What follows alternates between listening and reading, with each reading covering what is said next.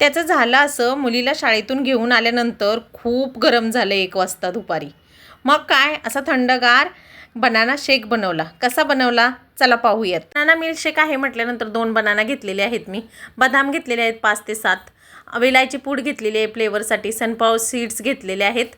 आता मिक्सरचा मोठा जार घ्यायचा, त्याच्यामध्ये बदामाचे तुकडे कट करून घेतले होते ते टाकले. केळी दोन्ही अशा साल काढून घेतल्या आणि सुरीच्या साह्याने अशा कट करून घेतल्या पातळसर. अशा कट करून घेतल्यामुळे दुधामध्ये अगदी व्यवस्थित मिक्स होतात त्या. कट करून घ्यायच्या. मिक्सरच्या भांड्यामध्ये केळी सगळ्या टाकून घ्यायच्या. सनफ्लॉवर सीड्सही मी ॲड करून घेतलेले आहेत. आता 2 केळी आहेत म्हणून 2 ग्लास इतकं दूध घालणार आहे मी. मिल्कशेकच्या ग्लासनेच घातलेलं आहे. फ्लेवरसाठी इलायची पावडर घालून घेतली. आता झाकण लावून मस्त असं मिक्सरला फिरवून घेतलेलं आहे. आपला दाटसर आणि थंडगार असा मिल्कशेक रेडी झालेला आहे. साखर मी ॲड केलेली नाही आहे. तुम्हाला हवी असेल तर तुम्ही करू शकता.